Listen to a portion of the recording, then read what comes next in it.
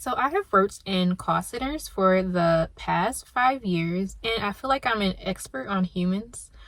Well, at least Americans. Here are 5 things I've learned about people from working in a call center, and the last one will maybe surprise you or possibly offend you.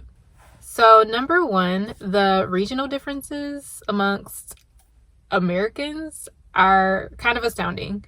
So I do think there's some things about being American that are kind of across the board that you can kind of count on. Like when Americans go overseas, people can kind of tell they're American. So there's some general characteristics of Americans, but there are some serious regional differences amongst Americans. So I remember the first time I worked in a call center for as a auto insurance agent. I talked to people all over the country. The first time I got a call from someone from the South, it was like a younger person, and when I was asking them questions, like doing the quote for them, they kept saying, "Yes, ma'am. No, ma'am." Please don't get offended if you're from the South, but I honestly thought something was mentally wrong with her because she kept saying, "Yes, ma'am. No, ma'am." And then it got to the point where I was just like, how do I stop her from saying yes, ma'am, no, ma'am? So I tried to stop asking her yes and no questions just to get her to stop saying it. And when I got off the call, I was like, that call was super weird.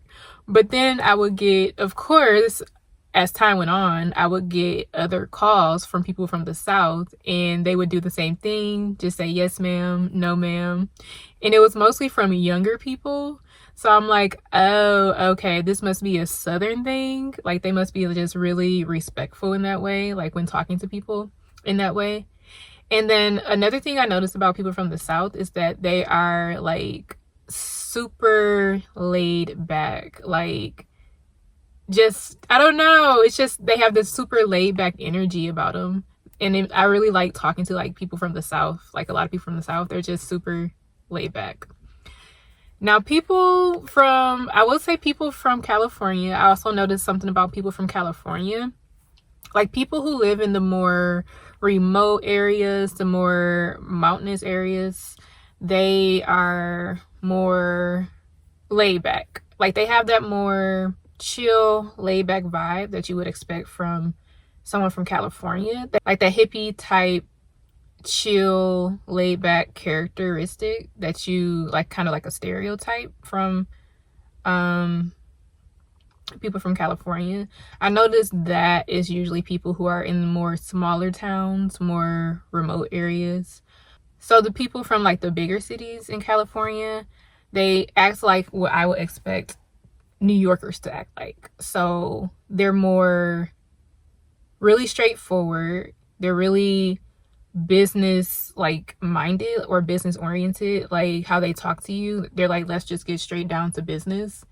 That's how they tend to talk, and they know their stuff. Like they know how things work. You don't really have to explain things to them too much.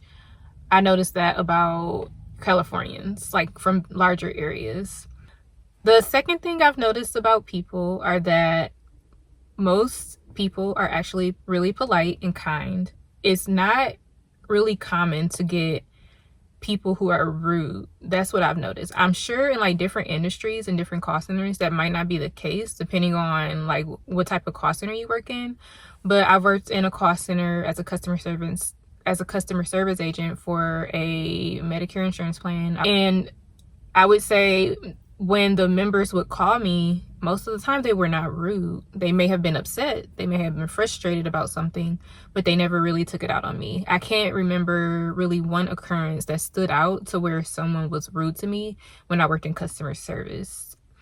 And I'm not saying it never happens. Of course it happens. Of course I get rude people, but it's not a common thing. And it's like when it happens, it kind of throws you off because it's not something that happens really often.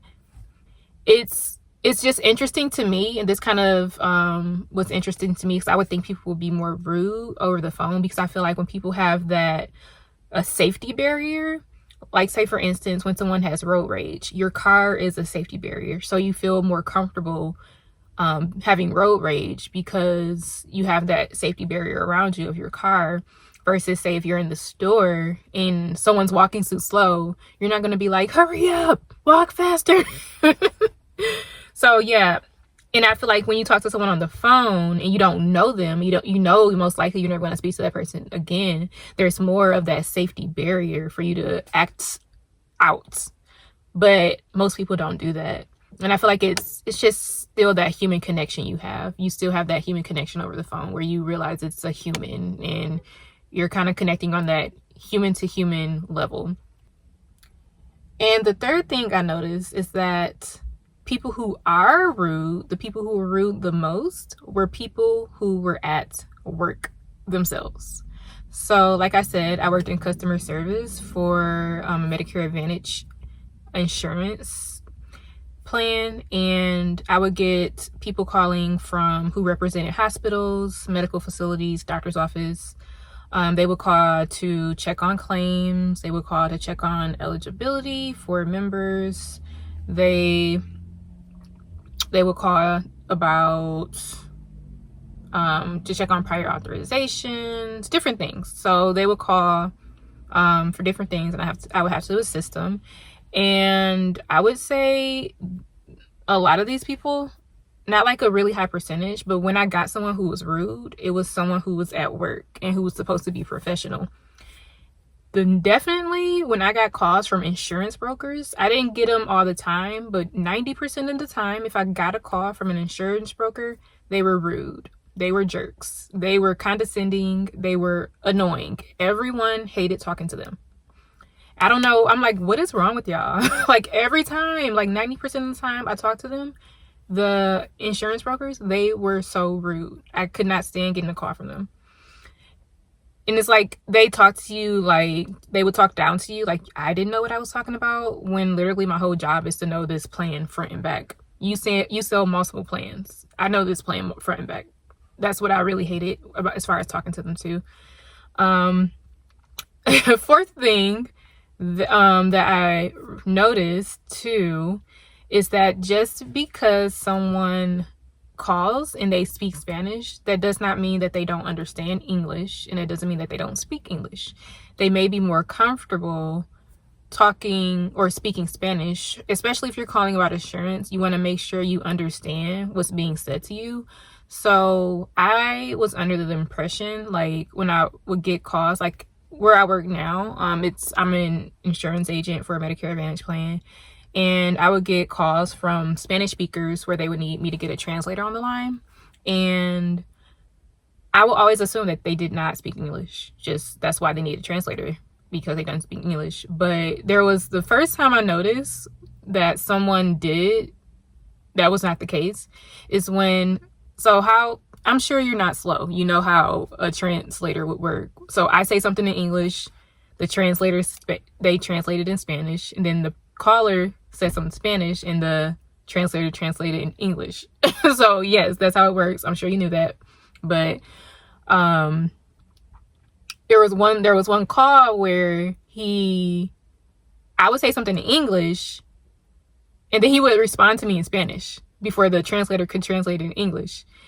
And then and I had to tell him, you kind of, for this to work so there's no confusion, you have to wait for the translator to translate it. And then there was a couple of occasions where someone would need a translator on the line or want a translator on the line, and it would be going fine. It would be translating back and forth. And then if there was some type of hiccup where I wasn't kind of understanding what, they were wanting or the issue, they would tell me in English. So I'm like, okay. So basically a lot of people, they just feel more comfortable speaking in their native language, especially probably when it comes to insurance, so they could understand what's going on. And the fifth thing that I wanted to bring up, I say this for last, but this is something else about people being rude. If I did get a customer who was rude or who had issues regulating their emotions, it is usually a man.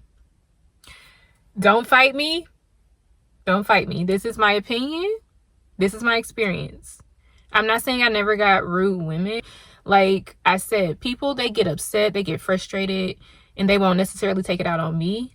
Sometimes they will. Like it will take it out on me. Like the last time I talked to a woman, she was annoyed that she only called to ask about a plan, and she wanted me to just get right into the plan. I can't do that. I have to ask you questions about yourself. I have to verify that you actually have Medicare. I have to ask you all these questions. I have to. It's my job. And I was telling her that. She's like, why are you asking me all these questions? I don't want to answer that. I'm like, if I didn't have to ask you this, I wouldn't. I have to ask you. She's like, well, I don't want to answer all these questions. Can you just give me this plan information? She's like, I have a headache. I've been on the phone for a long time. Like, she was not trying to give me her information, and she was telling me, but she wasn't rude about it. She was just telling me in a normal voice, like, she's completely over this. She's been on the phone for a long time. So I was like, well, there's certain questions I have to ask you in order to pull up to see what plans you qualify for. And if you can't give me this information, then I can't further assist you. Mind you, that's not the case for everybody. I don't have to get like a lot of personal information to give you plan information, but the type of plan that she qualified for, I need this information to verify your information to let you know what plan you qualify for. So yeah, she was just like, okay, well, that's fine. And she's like, you have a good day. And I was like, have a good day. And it ended there. But I will say, yes, most rude people I talked to, like I said, 90% of the insurance brokers I talked to were rude, and they were mostly men. The people who get super upset, take it out on me, it's usually a man. 9 times out of 10, if a woman is being rude or she's getting upset, she's just gonna hang up in my face. 9 times out of 10. But yeah, for men, like the only time I've ever been called out of my name was by a man.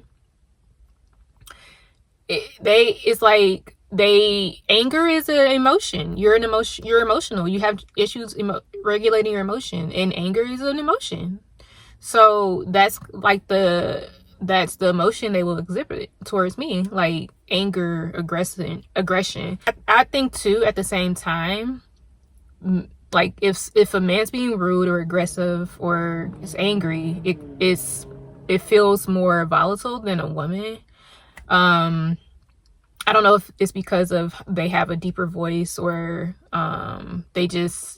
women, their voices get higher when they get mad, but men, their voices are kind of more booming. So I don't know if it's their voice or what, but it feels more abusive when a man is angry or aggressive over the phone. But I'm sure there's more that I didn't think of that I learned about people from working in call centers for the last 5 years. But tell me what you think about this. Do you agree with my last point about men being more emotional than women on calls? Let me know what you think. That's all I have for today. I hope I was staring in the camera this whole time. I don't know. But yeah, let me know what you think. Bye.